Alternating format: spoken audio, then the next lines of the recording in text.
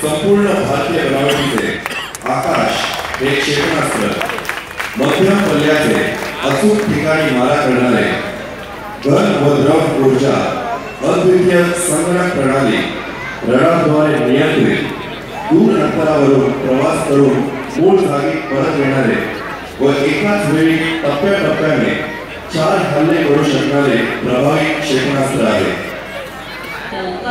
आपल्या समोर येत आहे. पाकिस्तानी युद्धनौका निस्तनाबूत करून टाकल्या. भारतीय नौदलाच्या INS स्विफ्ट, INS निकाघाट, INS वीर या मिसाईल वाहक नौकांवर बसवलेल्या अँटीशिप मिसाईलचा अरबी समुद्रात पहिल्यांदाच वापर झाला.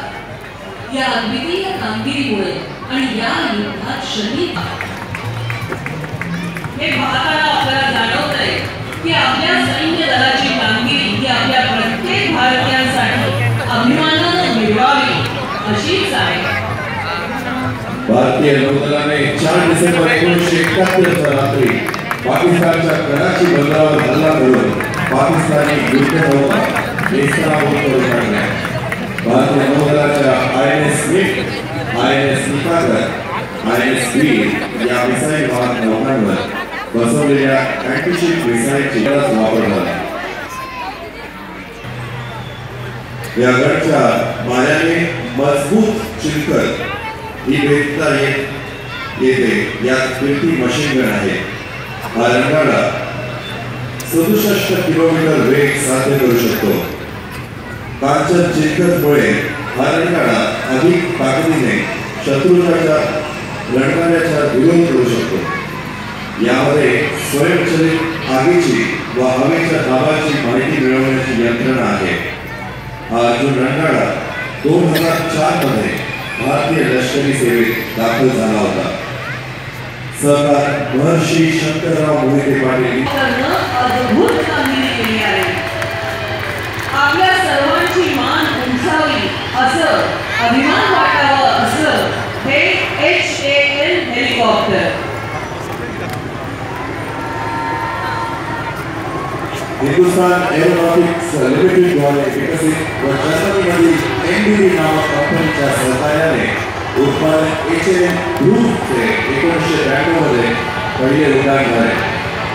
सन 2002 पासून लष्करी व नागरी सेवेसाठी ग्रुप या हेलिकॉप्टरचा वापर करत हा चित्रपट आता आपल्या समोर येत आहे.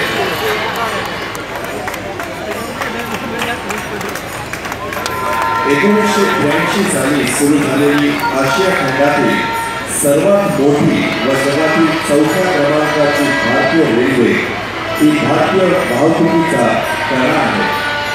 एकूण सोय व्हावी यासाठी 1952 पासून प्रलंबित असलेला पंढरपूर लोणंदगर हा मार्ग पूर्ण व्हावा यासाठी सरदार महर्षी शंकरराव मोहिते पाटील जन्मशताब्दी वर्ष व 68व्या प्रजासत्ताक दिनाचे औचित्य साधून सरदार महर्षी शताब्दी एक्सप्रेस सुरू व्हावी ही पंढरीच्या हा चित्रपट स्वच्छतेचं दूत म्हणून आपल्यासमोर येत आहे.